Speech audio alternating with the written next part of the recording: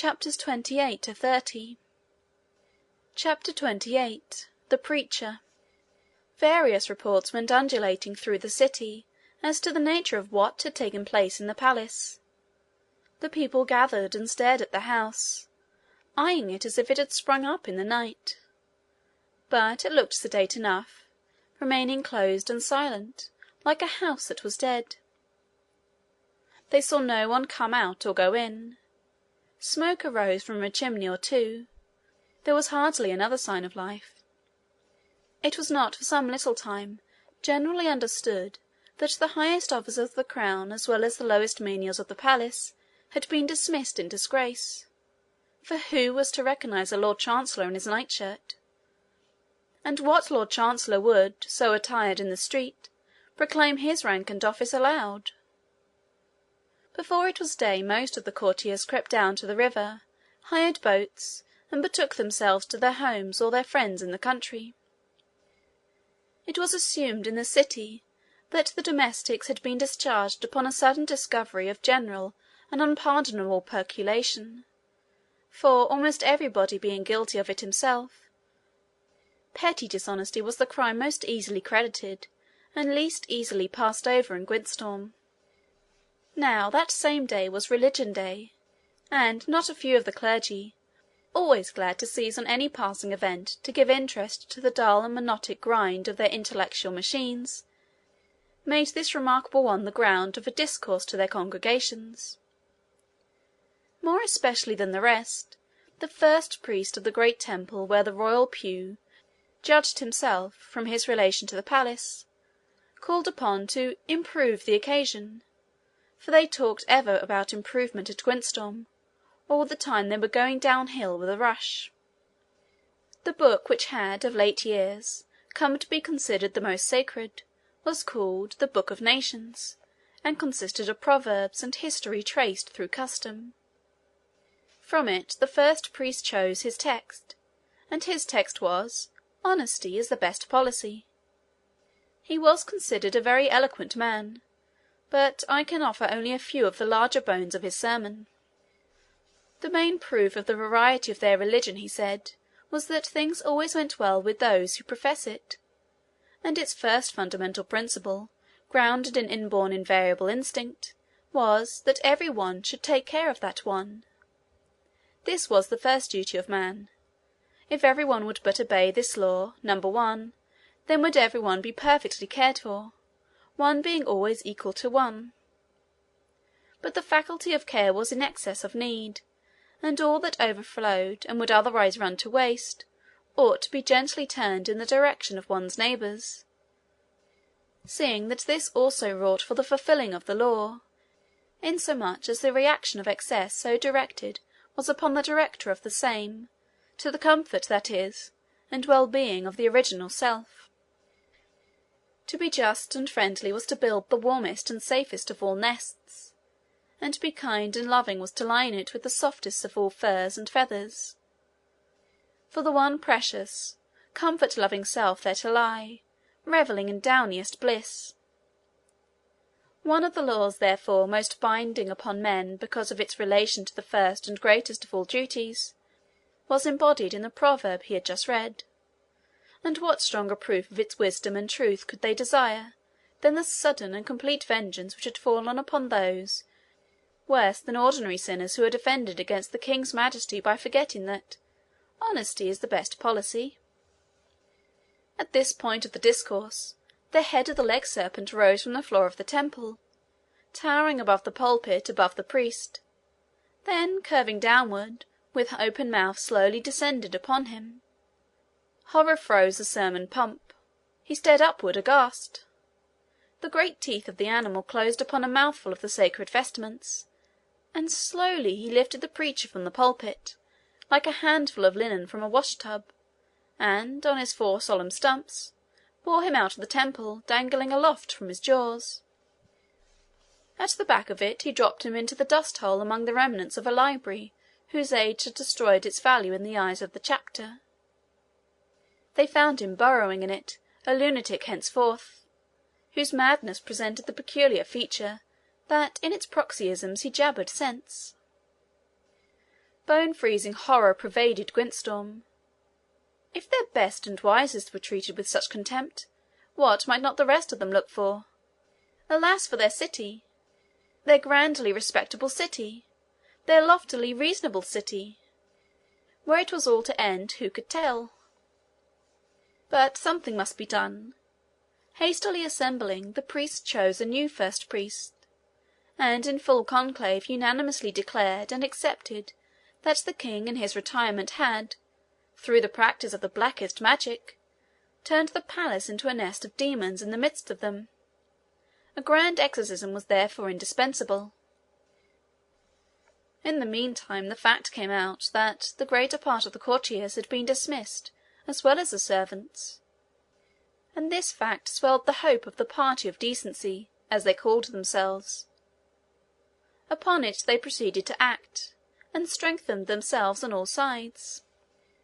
The action of the king's bodyguard remained for a time uncertain, but when at length its officers were satisfied that both the master of the horse and their colonel were missing, they placed themselves under the order of the first priest.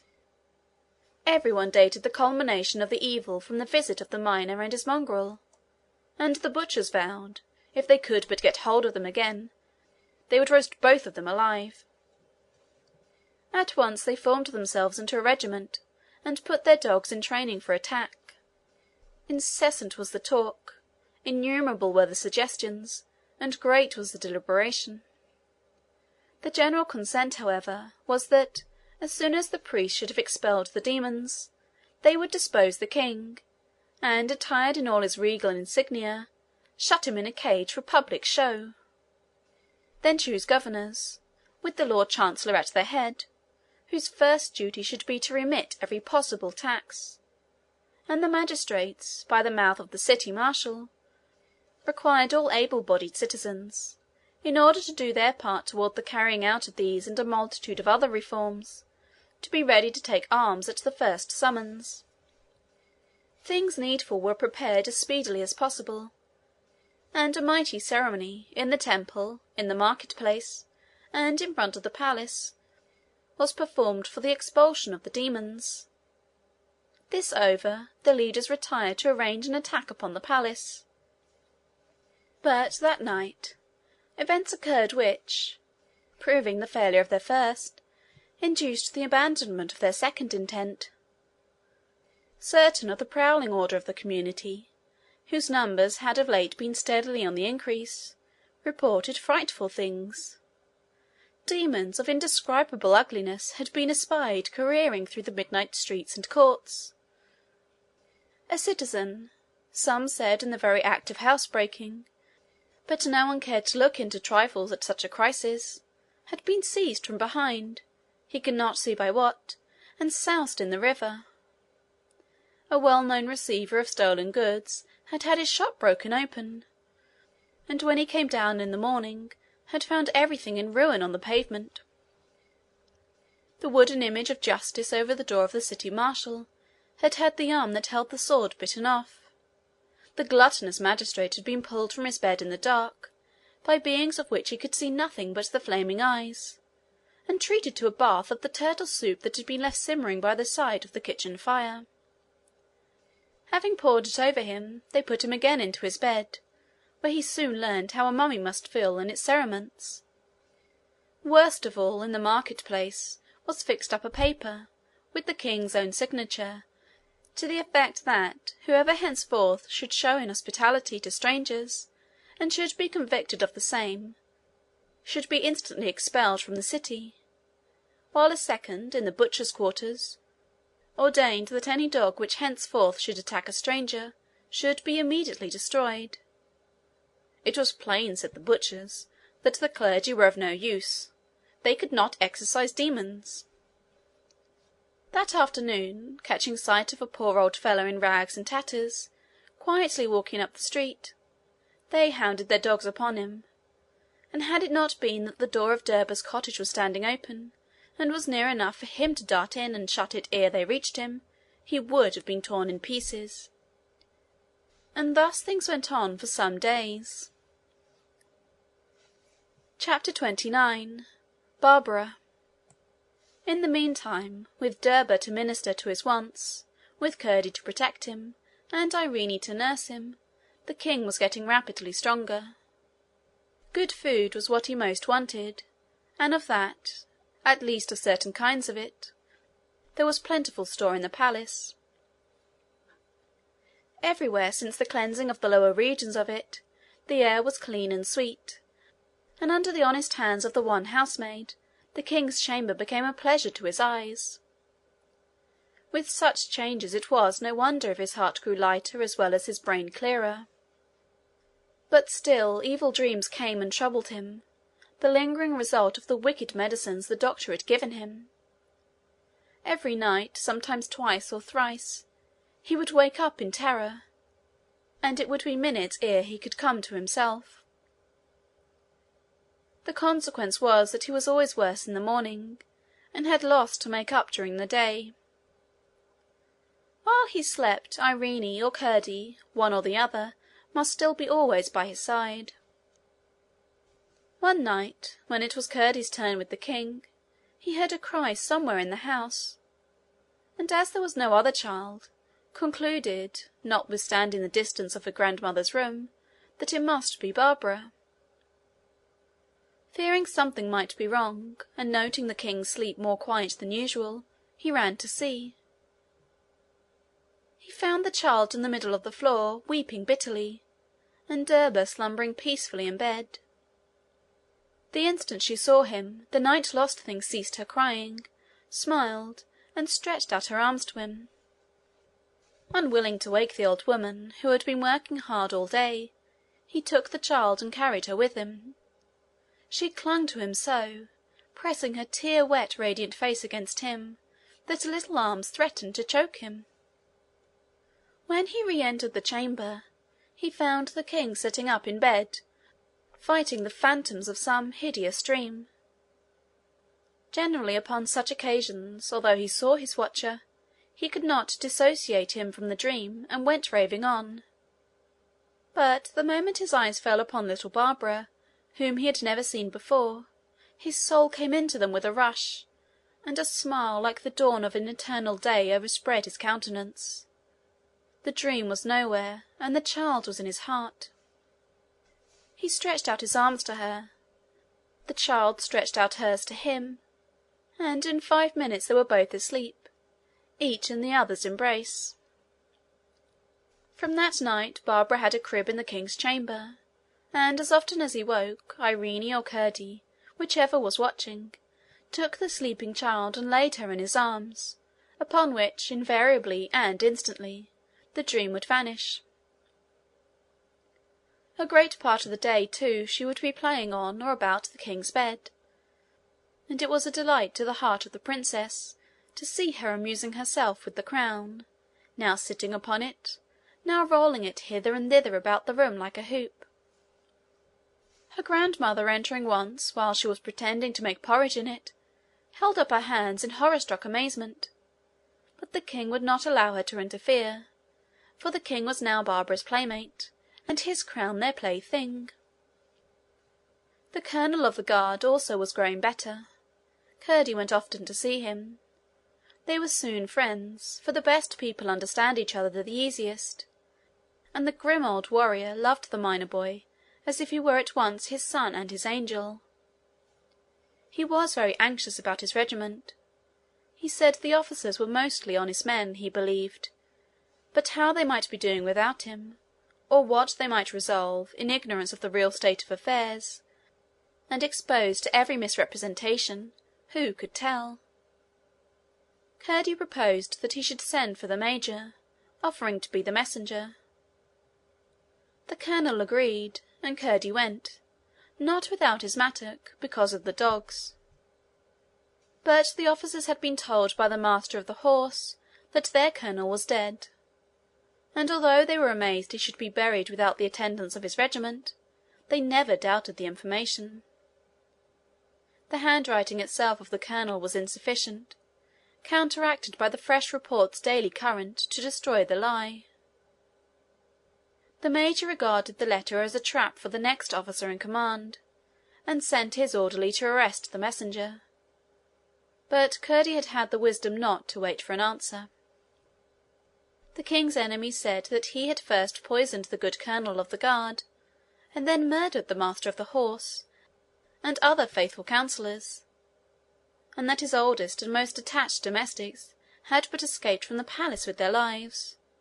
Not all of them, for the butler was missing. Mad or wicked, he was not only unfit to rule any longer, but worse than unfit to have in his power and under his influence the young princess, only hope of Gwyntystorm and the kingdom. The moment the Lord Chancellor reached his house in the country, and had got himself clothed, he began to devise how yet to destroy his master, and the very next morning set out for the neighbouring kingdom of Bossegras to invite invasion, and offer a compact with its monarch. Chapter 30. Peter. At the cottage in the mountain, everything for a time went on just as before. It was indeed dull without Curdie, but as often as they looked at the emerald, it was gloriously green, and with nothing to fear or regret, and everything to hope, they required little comforting.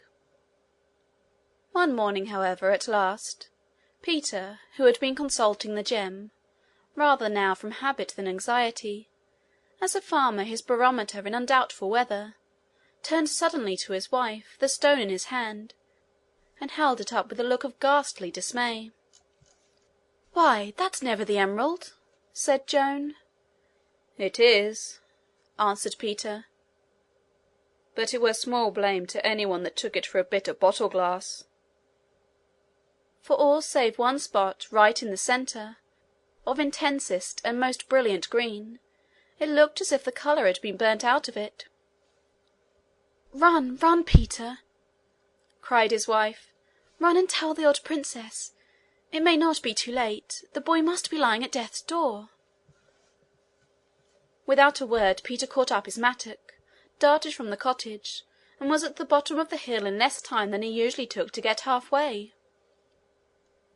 The door of the king's house stood open. He rushed in and up the stair.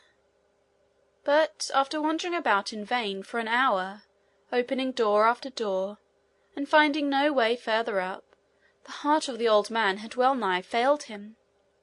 Empty rooms! Empty rooms! Desolation and desolation everywhere! At last he did come upon the door to the tower stair. Up he darted. Arrived at the top, he found 3 doors, and one after the other knocked at them all. But there was neither voice nor hearing. Urged by his faith and his dread, slowly, hesitatingly, he opened one. It revealed a bare garret room, nothing in it but one chair and one spinning wheel. He closed it, and opened the next, to start back in terror, for he saw nothing but a great gulf, a moonless night full of stars, and for all the stars, dark, dark, a fathomless abyss. He opened the 3rd door, and a rush like the tide of a living sea invaded his ears. Multitudinous wings flapped and flashed in the sun, and, like the ascending column from a volcano, white birds innumerable shot into the air, darkening the day with the shadow of their cloud, and then, with a sharp sweep, as if bent sideways by a sudden wind, flew northward swiftly away, and vanished. The place felt like a tomb. There seemed no breath of life in it. Despair laid hold of him. He rushed down thundering with heavy feet. Out upon him darted the housekeeper like an ogress spider, and after her came her men. But Peter rushed past them, heedless and careless, for had not the princess mocked him? What help lay in a miner's mattock, a man's arm, a father's heart, he would bear to his boy. Joan sat up all night, waiting his return, hoping and hoping. The mountain was very still, and the sky very clear. But all night long the miner sped northward, and the heart of his wife was troubled.